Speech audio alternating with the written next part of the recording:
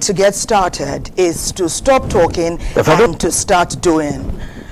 I'm sure many years ago when Walt Disney made this comment, it was not referring to people in our engaging profession where most of our work is our talk. Although there are many other units in many broadcast organizations, we have finance, marketing, engineering, special duties, even we have legal professionals as well as those in the medical field. When we farm it out further, we get to talk about agriculturists, farmers, captains of industry in the organized private sector. We talk about the learned silk, as we do academicians and teachers in all facets of the educational sector. They too are carving a niche for themselves. And we come to learn that the quality of productivity of the staff is largely dependent on the quality of leadership that they have. Then we must pause and ponder. You get to know that you put in, you get out what you put in. Showing up is not enough. That doesn't make you productive. It's where you are remarkable that you truly make impact. Perhaps that's why once again Albert Einstein says that we should strive to add value, not to be successful. If we take it up a notch higher, you realize that anyone, irrespective of age, creed, strata, nationality, if you are able to inspire people and motivate them to do better, to be better, to show up every time and give their best effort to every task, you are already successful. Doesn't matter what your financial or material resource is. Now, there are a myriad of factors that make up productivity. We can talk about a work environment that is conducive. What about effective communication? Some emphasize training and retraining, and there's lots more. What about you? What's happening with you? What's happening at your end?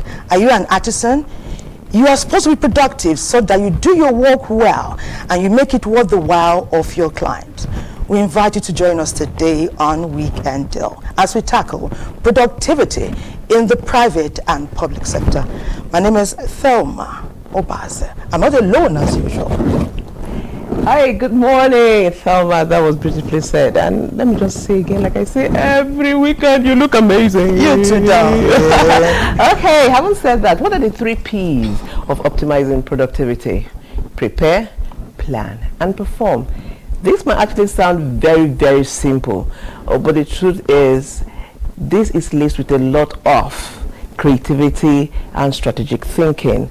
Passion and hard work is also involved in this. If you put all this together, you will put out the best productivity out there. But hold on, wait a minute.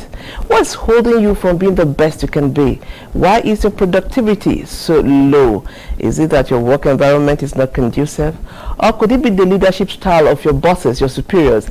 Are they too paternalistic, or are they too authoritarian or autocratic? What's going on there? Or is the work environment, like I said, bad? Or are you feeling so down because there is no motivation, no incentive, the salary is very low? Whatever your reason is, sit back, relax, as we take you on a motivating journey of increasing your output.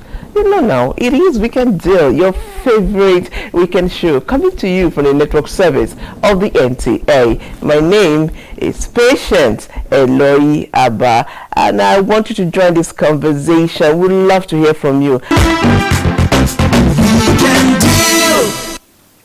Welcome back. If you're just joining us, it is Weekend Deal, and today it's all about optimizing productivity. What are some of the hurdles of making sure that you give in your A game and get the best results? Is it the work environment? Is it your lack of using cutting-edge tools? Is it technology?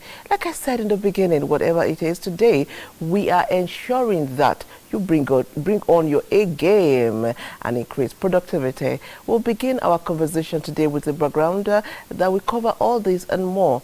And it is put together by Frances Ogbe.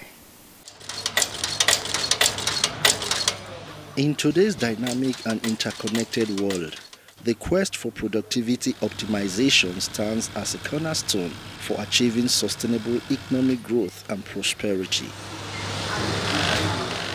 When you are not productive, you are like a fan blade making motion without the movement. Nobody is thinking so much on what do I bring to the table for value creation. And value creation is the bottom line. You create value, you solve problems, you create and generate resources for some others to have their needs met. Then you are beginning to talk about being productive. Productivity in the private sector is more pronounced, is more glaring, and is well driven than the public sector. That does not mean the productivity is not there in the public sector, it's there. But there are certain factors that play a role in trying to push and drive productivity in an organization. And those factors are actually more pronounced in the private sector. In the public sector, sometimes politics can even crop in, sentiment can crop in. Not that it doesn't crop in the private sector. However, it is much more pronounced in the public sector. And that's what makes things to be difficult as far as productivity is concerned. Nigeria's public and private sectors grapple with low productivity levels, largely attributed to bureaucratic inefficiencies and outdated systems. In an attempt to be productive, as it were, he has so many challenges to haggle with. First, personal challenges.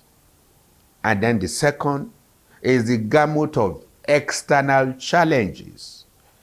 Insecurity, accommodation, inflation, no job, you go to work, salaries don't come on time, even when they come, several retinue of IOUs are on ground to be serviced. Communication actually, if not well designed, well implemented, it slows down productivity in an organization. That is one. Two, some people before they get to the office, they're already stressed out. They get home, they are stressed out.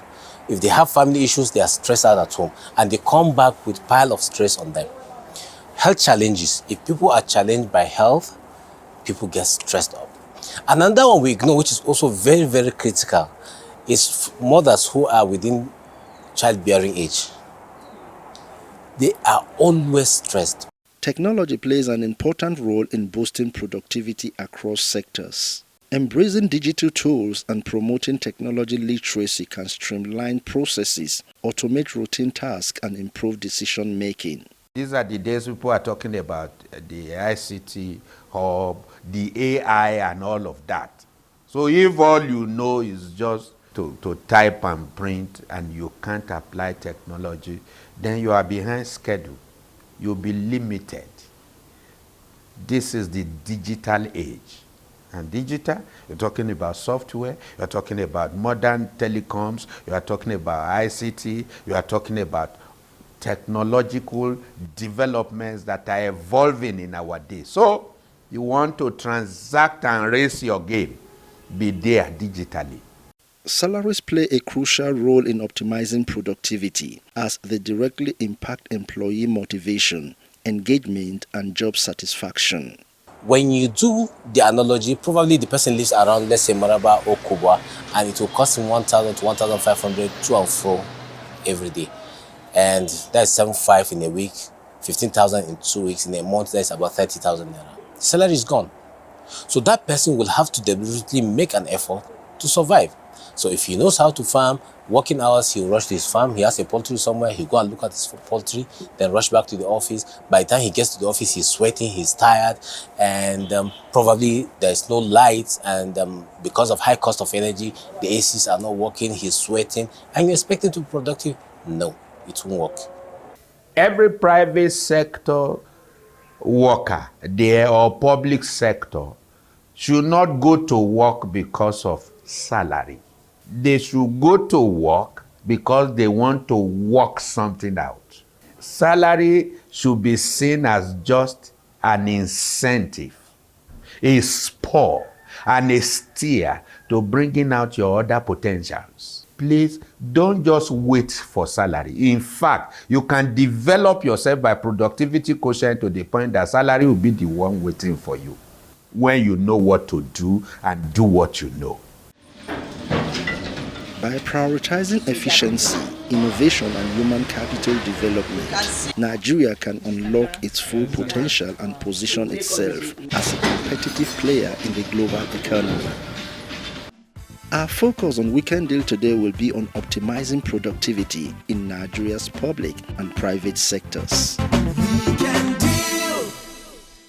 Francis, you've dotted all the I's and the T's and given dimension and direction to our package today with special emphasis on productivity in the private and public sector. What about what's happening in Lagos? What are their findings? Their focus has been effective productivity. We hear from some of the great men that lived before us. One of them, Benjamin Mays, says, the tragedy doesn't lie in you not reaching your goal. The tragedy lies in not having a goal that you aspire to reach at all. Lagos, tell us more. An effective management of human resources is one major factor in optimizing productivity in any organization. One way to achieve this, according to experts, is the leadership-employee relationship. For instance, Dr. Kolade Adepoju is a young real estate expert. He shares his experience on this employer-employee relationship with his workers. I am of an opinion that as an entrepreneur, as a MD or a leader in private or public sector, money comes after people. You know, the people you have in your system determines the kind of how productive how productive your people will be, and what your company will eventually become. No matter even from your management staff to the lowest in the company, there has to be a way you have to let them feel as if they are part of the company, which actually they are part of the company. The leader must also lead by example. If you are telling your people to come early to work, also be the one to be there early. If you are telling them to not to leave anything behind, cross your T's and dot your I's. Going by the concept of production psychology, the leadership style in an organization can influence productivity. However, Dr. Adepoju suggests that a combination of two critical styles of leadership will increase productivity in any workplace. When you try autocratic leadership styles, people will eventually become, they don't want to, they feel that you are controlling them. And democratic too, they take things with levity. They just believe that this man will not do, this leader will not. I think for me, there has to be a blend of the two. You have to be firm as a leader. The leader must also have a mindset of we, not high. And the moment you have that we, they always now start saying, okay, we are part of this and we also want to be part of this. He further explores the importance of periodical training as one way of enhancing productivity among employees. Anybody you have not trained, you don't have the right to penalize for anything. They say that where there is no rule, there is no offense. So train them. Let them know what to do. Many leaders, I have also been a victim of this. You assume they know. Never assume they know. Tell them this is what you are supposed to do. Make it clear. So by the time you train them, they don't have no excuse for not delivering. Incentives too makes people productive. Aside from their basic salary, when they do good, praise them. It's not every time they do bad. You always say, when they do good, let them know you do good. Get them some things, give them some incentives. When people say that when I do good, I will be appreciated for it, they want to do more. But when they know that whether I do good, I don't do good, nothing will come. They will just be there. One major clog in the wheel of progress in any establishment is procrastination. These respondents share their thoughts on this and how to foster a culture of efficiency in the workplace. Procrastination would actually stop workflow in the sense that a task you're supposed to deliver, let's say on Friday, you end up delivering it the coming week. When people know the danger of procrastination, they won't procrastinate. And that's one of the things I always tell my people. Last year, 2023, when we resumed the year, I said the year is over. They were looking at us, I said, I don't know what I'm doing. Like, how will you say the year is over in January? So when it was August, I asked them again, is the year over? What have you done? Because that's my own mindset. I don't leave anything to tomorrow. Because tomorrow promises there's no assurance you have about tomorrow actually. If the submissions of our respondents are anything to go by, suffice to say that to optimize productivity in any sector of the society, a cordial leaders-employee relationship is vital for sustainable progress of any organization. Thank you so much, NTA Lagos. Indeed, work relationship between bosses and subordinates is very important. And I ask the question, we have so many leadership styles. Is it okay to adapt one? Or is it also okay to have a cocktail of leadership styles? One time you can be autocratic, another time you can just be that person that will say, take the lead, laissez-faire. Or could you just be I don't know, a mixture of all the styles could help in leading the people, right? But I don't know much, and that's why we have guests in the house to tell us exactly how to go. And let's meet our first guest. He is Dr. Ralph Odo, an educationalist who is the CEO, Metro Group of Schools. Let's meet him virtually.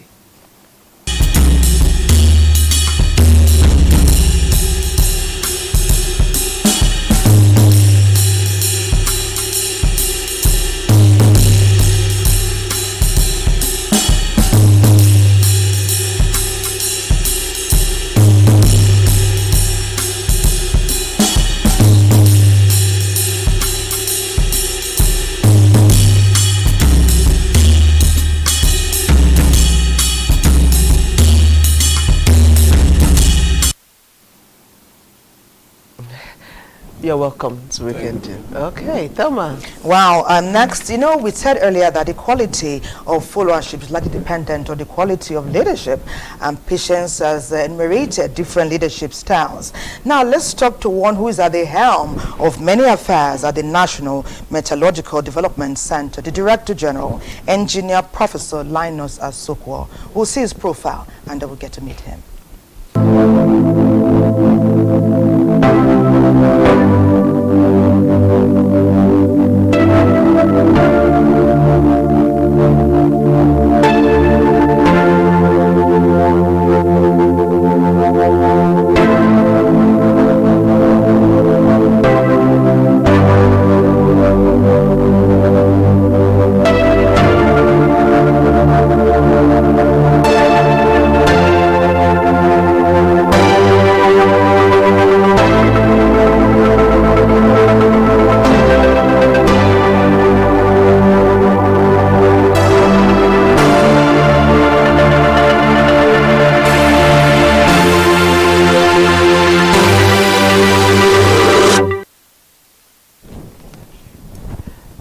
You're welcome to Work and Deal, Director General, sir. Thanks very much. Okay, so we have another guest. We have all experts in the house today. We have Taina Segar. He is the Human Resources Management Consultant. Again, let's go virtually and meet him.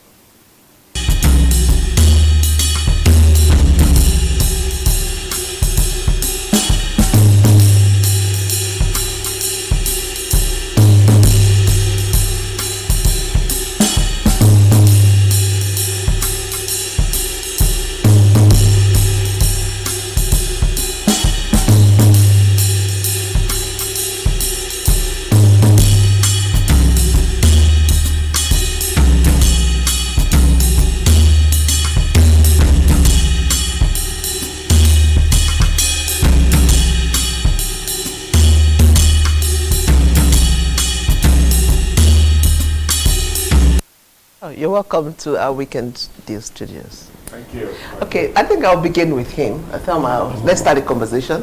As a human resource expert, somebody who has been in that field for so long, do you think that Nigerians, both in the private and public sector, do you think we're bringing in our A game? Do you think we're doing well as far as our productivity is concerned? And if we're not, what do you think are the challenges? Yes, thank you very much for that question. I've had experience across all sectors of the economy, the Nigerian economy, and I can say that productivity is better, the level of productivity is better in the private sector. Okay.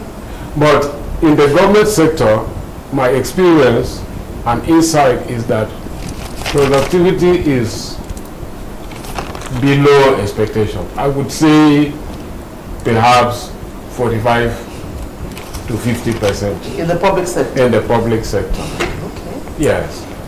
Now, we need to understand what is productivity first. Yeah.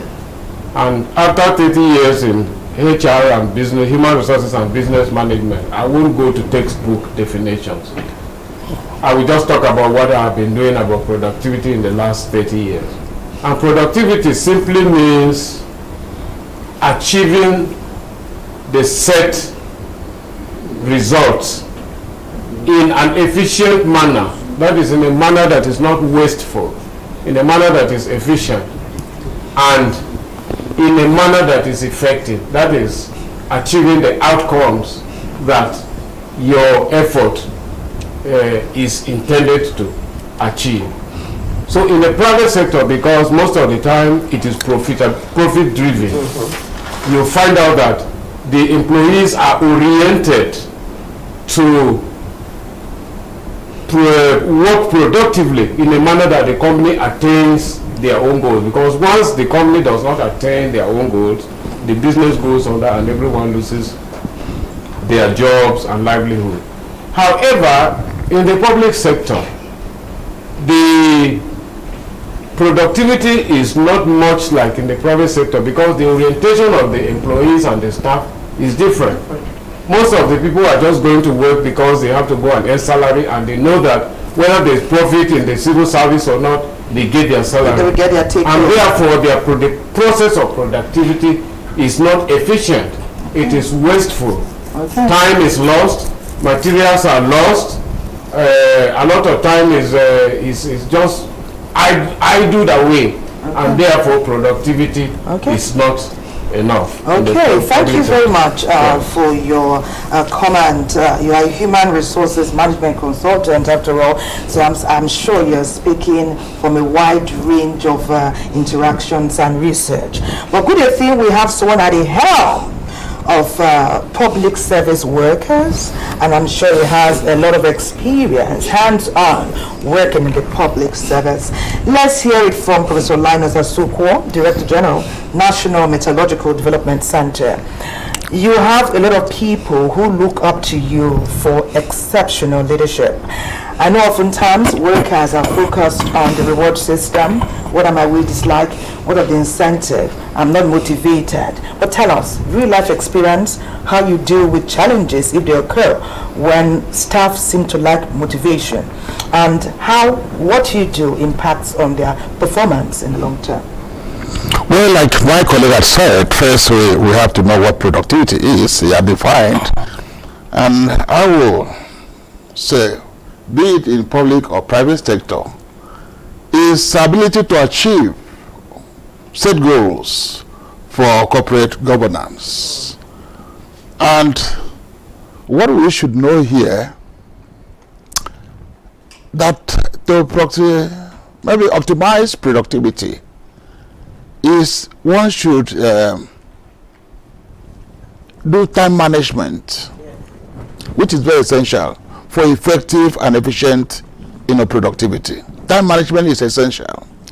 And just like he said, in the public sector, I don't know whether this time management is taken into consideration. We have to also say that for higher productivity, there are some pillars we must take into consideration. What are the pillars? Number one is to do peculiar tasks at a particular time. We have to take the biggest task first before going to smaller tasks. And we must have that time schedule. We'll deal with time and plan our work, strategy planning in doing this, organizing what we need to do both in the public and private sector. That applies. But I'll give you a typical example that workers look up to motivation. And this motivation comes in many ways. Either by training, they need to be trained for effective productivity. They need also, we have to show leadership by example, so that people will really follow us, follow our steps. We don't expect the workers to do things on their own. They will be looking at us, what we are doing. Okay, sir. Thank you very much, sir. Okay, let me allow Dr. Odo to come into this conversation. Everybody seems to be talking from their experiences, so I won't leave you out. Thank God you're a CEO of schools. So tell me, what leadership style as a CEO are you adopting to ensure that members of staff optimize productivity? Thank you so much. It's very important for us to agree when we talk about high-level productivity. Like my colleagues just rightly observed, do you have a goal? In the private sector, goals are set clearly. With timelines. With timelines. Resources are provided to achieve this set out goal. That is clearly from day one that you are recruited. You are given what to do, how to do it, and the expectation is high. It's high. Unfortunately for the public sector in Nigeria, that goal is not normally clearly defined. Okay. That is a challenge. As we are now, we still believe that government work is no man's work. That is wrong notion. You can't obtain that in the private sector. I've been in private sector for close to 25 years, managing the resources, managing everybody. And one thing is very clear. The leadership style that is most used in the private sector is the one you take the lead. By example? By example. You lead by example. You lead by example. Okay. They see you doing the work. And then they emulate what you're doing. They follow you. Setting up goals is very important. And when we do that, we motivate staff to work. Yeah. When they set down rules, they will work. And like I mentioned, leadership is very important. It's key. If you have a good leader that monitors what is going on in the environment, in the organization, people will sit up. Like he said, if you are going late every time to work, they will know, oh, the DG is coming by 11 o'clock or 12 o'clock. So that's when I should come too. I should come.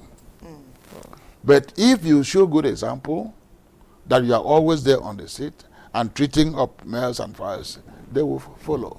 Indeed. But motivation is very important. Oh yes, I wanted somebody to talk about motivation. Is very. Yes. We have to motivate our staff in so many ways, and motivation is encompasses a lot. Encompasses a lot. Yes.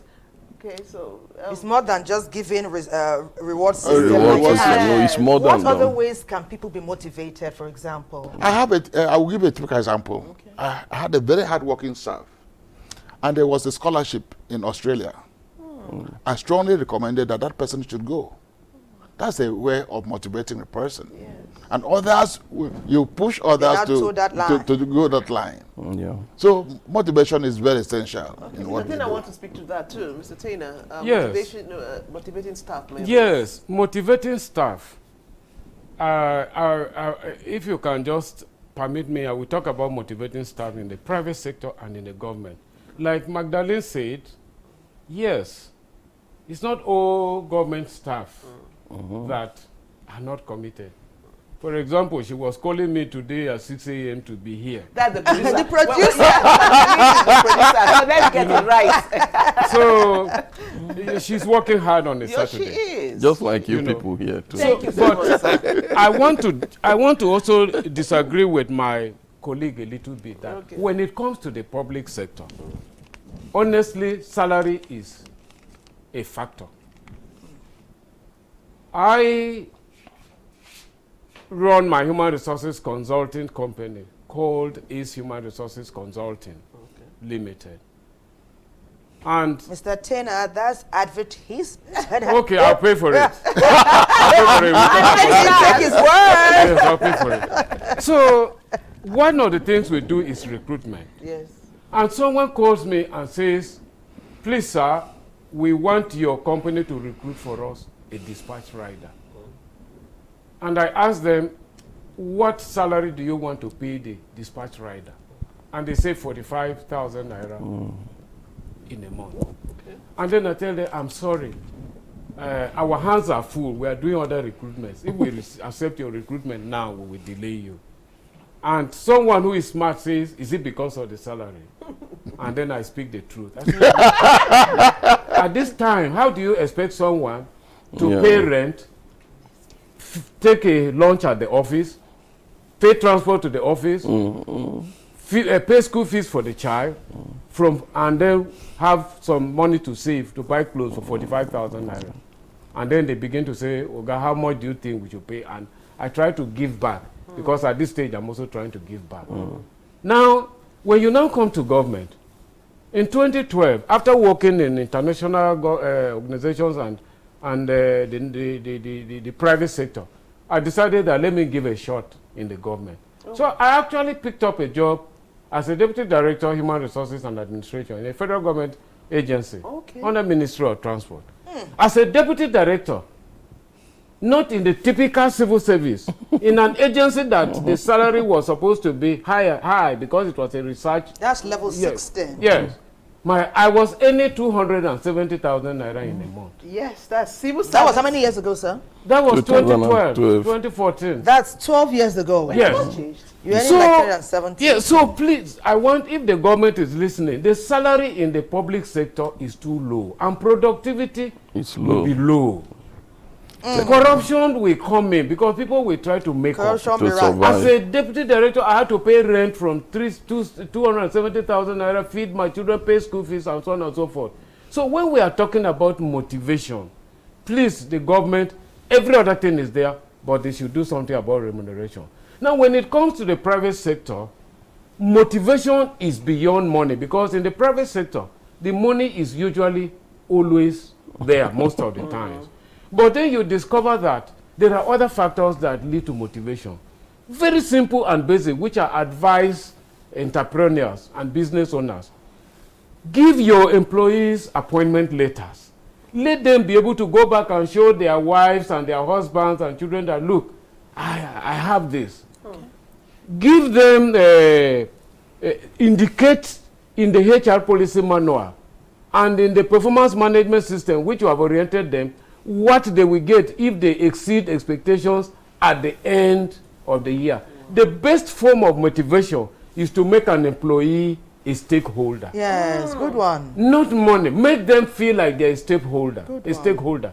And how do you make them to feel like a stakeholder? Give somebody a staff handbook that says that at the end of the year, as you are working, we will set key performance indicators for you. We will set 5. If you achieve 4, it means you have exceeded expectations. And your salary will go up by 2%. So it still comes back again to the naira and exactly. Your salary will go up by 2%. So even when you travel away, they are stakeholders. They know that if this business goes well and there's profitability, and my performance based on the key performance indicators assesses me and grades me in exceeded expectations, I will get 2% salary increase. You see, that is their motivation. Yes. It's not because you are standing and looking over their shoulders and making them work. No. Okay, so if the government can try to introduce this motivational, dynamics, then you will see that even the public sector will change. And then finally, most important, recruit people based on merit. That's not that's that someone gave a note. I'll tell you the experience when I had as a deputy director. A lady just finished NYC and they sent her CV from Federal Character Commission.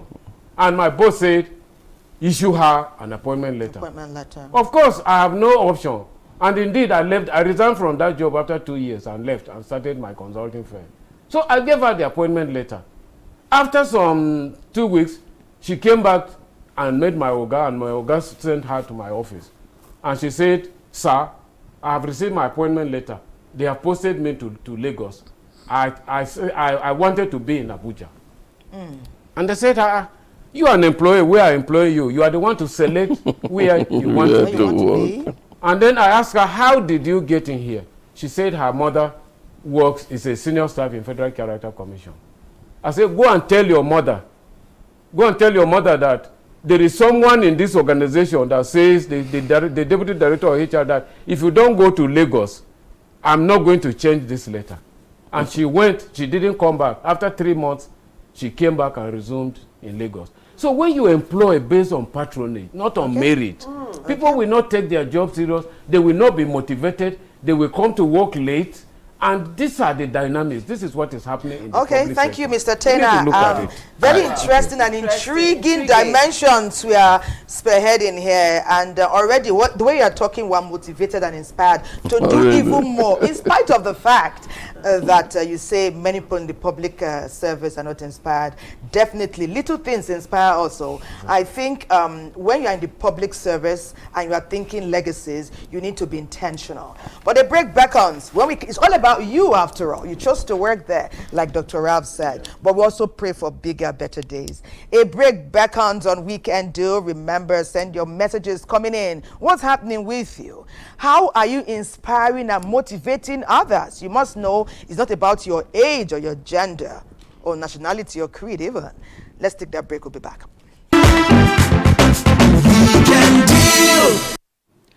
Welcome back. If you're just joining us, it is Weekend Deal coming to you for the network service of the NTA, and it's all about optimizing productivity in the public and private sector. One way to succeed in life is to have balance, and one way to be productive is to have work-life balance. What exactly does that mean? NTA Abuja will tell us more. There is a strong link between workplace productivity and work-life balance. The key to having a more balanced life is making sure there are enough hours in the workplace for different responsibilities. A Stanford study found that employees with good work-life balance reported 33% lower levels of stress and 50% lower absenteeism rates.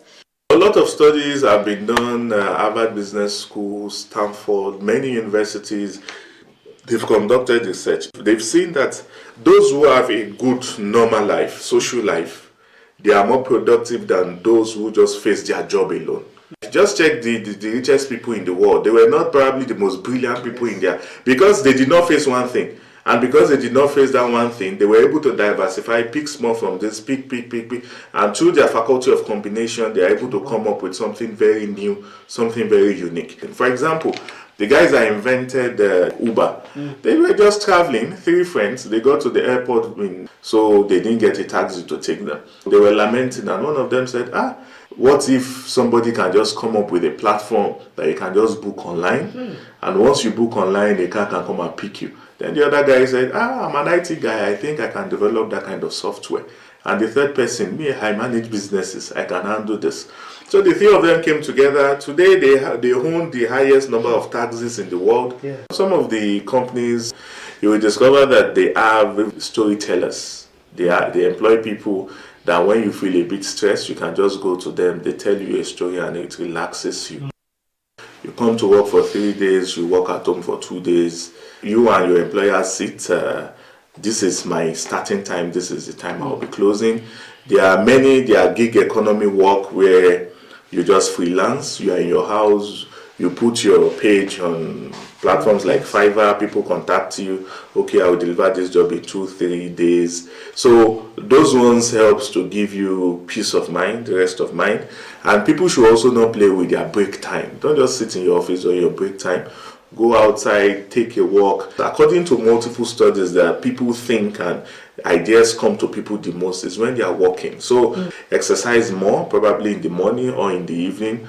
So one needs to be able to balance our normal life with the work life, because if you die today, your work will be given to another person the next day. So the work will outlive you. You can never rule out stress management. You understand? When you've not balanced your work and your life, stress comes into play. You see people working, and yet they are feeling little. You also consider health. You understand? Because it's very important. Because if you are not healthy, you can't even go to work. So if you are stressed, if you don't have a stress management plan to easing your stress, like recreation, leisure, the idea of working from home is also very good. I work from home. I do online classes. Of course, there are many things to do to be able to balance your work and your personal life. The first thing is planning, having a schedule for everything you do. You understand? And you set a criterion for everything you want to achieve.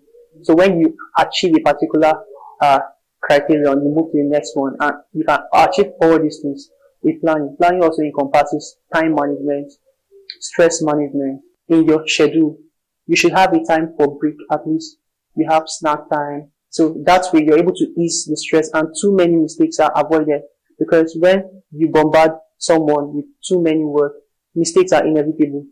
Because people don't consider employee welfare. So in your planning or in your design of your work design, you should have a plan for the employee. One main enabler of flexible working arrangement is technology, which has revolutionized the attitude we have towards working, providing alternative to the traditional 9-to-5 time frame or the traditional workplace routine, which was well harnessed during the COVID-19 pandemic. What that came with was to show us that there is another world, and this world is the online world. And lots of things can be done through this online world. Many Nigerians are multi-millionaires now, even earning hundreds of thousands in dollars from social media. You see many people going into skit making. It was after COVID-19. People now in the IT sector, you can manage somebody's website for him anywhere you are in the world. That opened us to a different world, and in that world, your physical presence is not needed. As far as I'm concerned, I will consider that as a paradigm shift in working, because the COVID really exposed the work environment to something new. If people discover that you can make a lot of money working from home, you can sell your products from your home. So people now have begun to understand that they can do things the other way instead of the regular mechanical way. According to Lenovo's latest feature of work study, 6 to 7% of employees and IT teams say their company productivity has improved. Those who work from home spend 10 minutes less a day being unproductive, work 1 more day a week, and are 47% more productive. Interesting. You know, sometimes in your bid to be assiduous, to leave a legacy, to make an impact, you may not strike a very good work and life balance, and to affect you in the long run. Perhaps that's why Nathan Morris says that you should edit your life frequently and ruthlessly. We have just this one, and if we don't do it, at the end of the day, it's this body that will suffer. But earlier on, Prof. Asukwa, you said you went to respond to what Mr. Tenor said. Well, Mr. Tenor made a very crucial point. Yes. In terms of employment, that merit should be the yardstick. That will optimize productivity when we start employing people on merit. Unfortunately, most of the time, it's not done on merit. Especially in the public sector. Public sector, I'm emphasizing. So that should be emphasis. I also agree that what people are earning now cannot be cannot sustain. Cannot sustain. The take-home pay cannot take us home. Cannot take you home. But at the same time, it's not only salary. Attitude matters. I will tell you a story. Far back as 1989, when I was doing my PhD in the US, I did my research 1989? work. Yes. I finished my PhD in 1990. I was doing research work, and the professor from South Korea said, "Whoa, Linus, I love what you are doing. I want you to stay back in US." That time I was earning, I think, 9,000 something. naira. But it was As good a then. monthly It was salary. good money then. That's my That could even buy a car in those years. No, Yes. I'm coming. And the man said, well, we want you to stay on and we'll give you $4,000. Huge. Now, you know what I mean by attitude and also character? Yes. I had only 9,000 back home in Nigeria. I told him, let me sleep about it. The following day, I told, oh, Prof. Han, thanks for this offer, but I'm going back home. Wow. Because I had the interest of coming back to work back home and do my own little contribution. Now, if it were only money, I would have stayed back in the US. So it's not only money. Indeed. I agree with you that we should increase what people are earning, which is very low. But also we should change our attitudes. To work. To work. Okay. I normally ask people, suppose you have 3 M's. Money, men, and materials. And you have the option of taking one. Which one will you take? I asked you that question. Money, men, materials. Materials. What did I say? Men, money, and materials. Yeah. Which one will you take? Option of one. Money, men, and materials. What would you take? I'll take materials. I will take men. Excellent. I will take men. I'll take men. That's the answer. Yes. But you know everybody, money, money, money, money. It's just because you said we shouldn't focus on money. That's why I left that very nicely. I'm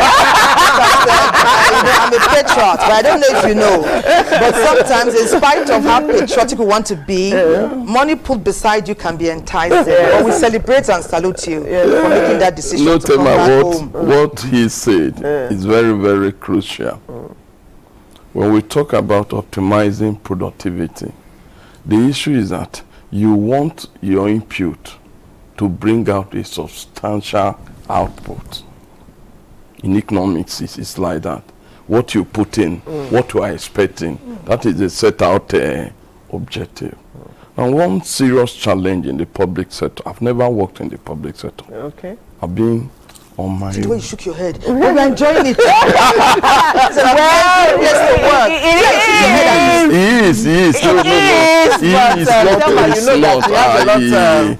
The major concern is that, look at apart from the problem of merit, the process of recruitment, the worst aspect is that the number of people in an office, there are too many to work effectively. Okay. You sure about that? Of course. That's true. Most of the military is aware of it. Where you need about 4-3 workers, you have 20.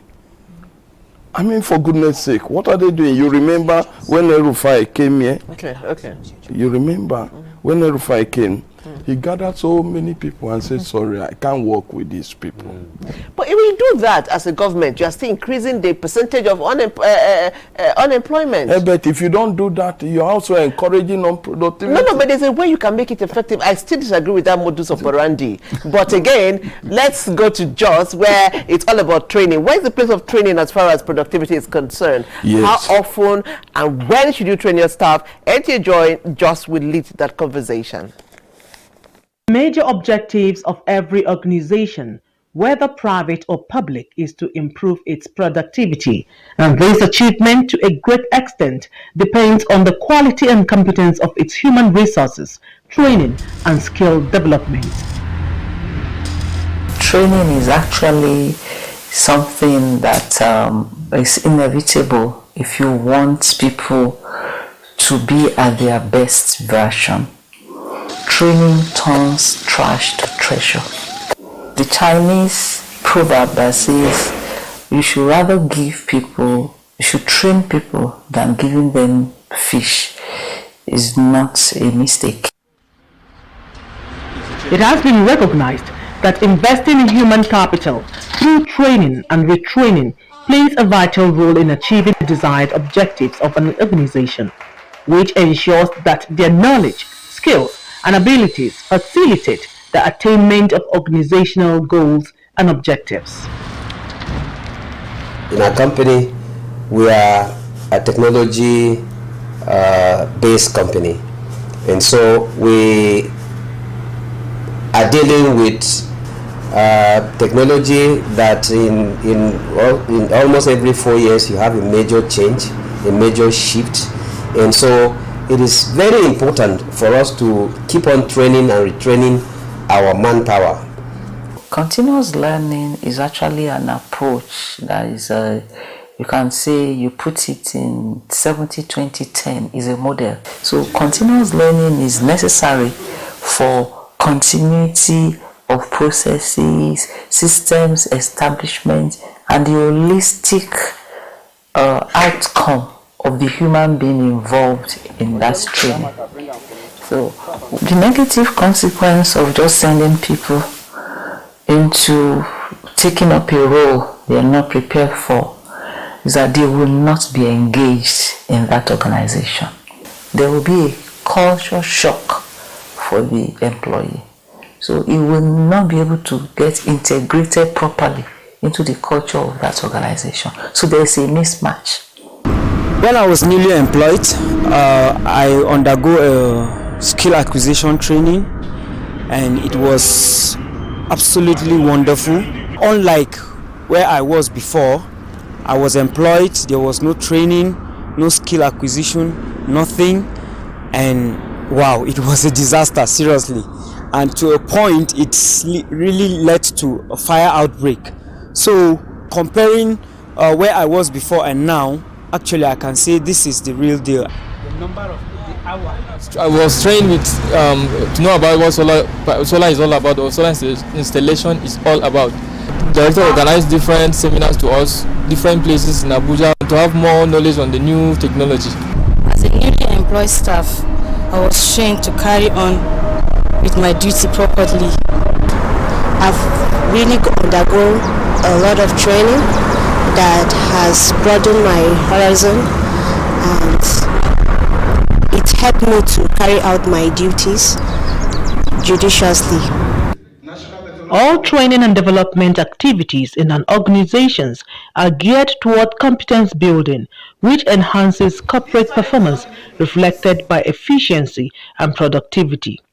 Therefore, training and skill development is necessary for better performance towards driving quality economic growth. A myriad of factors have been listed as contributory to productivity. We've talked about training, we've talked about effective communication, we've talked about the work environment. But for the most part, what generates more excitement is wages, reward system, incentives, and motivation. So when I was behind the scenes, we've been having our chat, very excited and enthusiastic. And Prof was talking about real life example. And I said sometimes when a staff who you know has capacity and ability starts to fall back and show discontent or disinterest in things just to excite them, do you sit back and watch until things deteriorate to a level you cannot resolve it, or do you step up and seek audience with them? Prof, you answer to that. Well, not too long ago, I had a meeting with all the staff, and I opened up to them.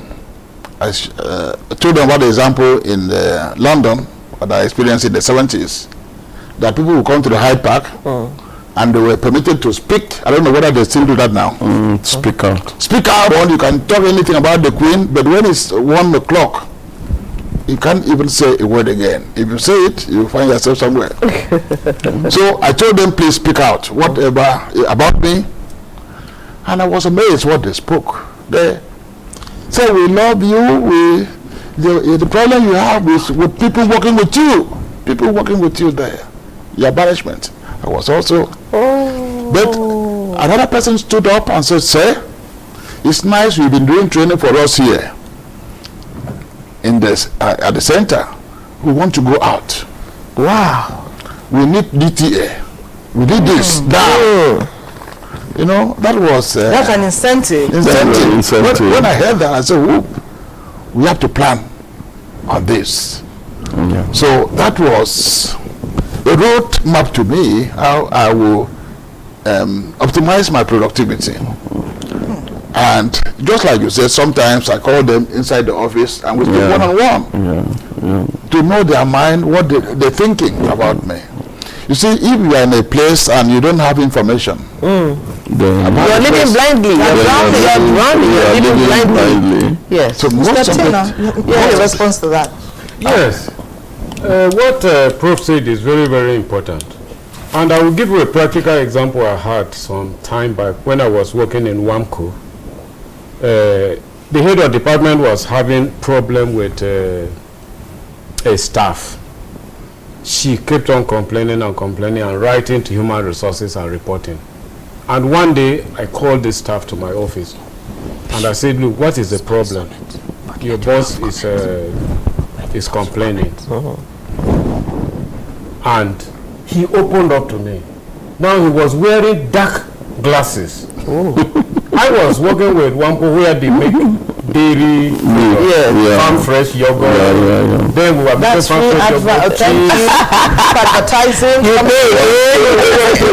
I'm talking about. You're a wealthy man. So this gentleman was working as a calf rearer, and he just opened his glasses. He said, "Excuse me, sir. One day I was cleaning the calf pen, and something fell in my eye, and I'm no longer seeing well." Oh my goodness! That's why sometimes when I come to work, I feel very discouraged. And I told him that as long as I'm the HR manager of this company, I will make sure that you get the best treatment for your eye. So you know what that means? Like in the private sector, it goes beyond just knowing what the problem of the workers is. So you also go to the extent of knowing their issues personally, just like the case you just brought out. I went to the general manager and I told him what happened, and I recommended that we should sponsor this gentleman to go to a private eye medical care that was the best for treatment. And the manager approved, and the gentleman went there. So sometimes when people are not performing well, don't be quick to give queries. Call them, sit down with them, ask them what their problem is. They may have family problems. They may have a health challenge they don't want to talk about. Okay. Then encourage them.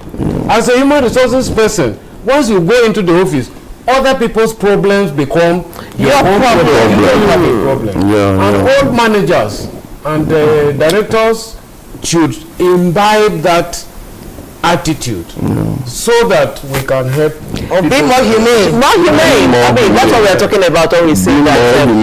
Be caring. I think the best way is for you to even know the family background. People working close with you. When your boss becomes your counselor, your boss becomes your friend, and your boss becomes a father or a mother. We put all these roles in one to become good bosses. It's time to show love. For us here, there's no divide. Here we are one and the same. Nigeria is a wonderful country. Yes, we're together here always, and we continue to share out topics that can progress us as a nation. Together, we stand.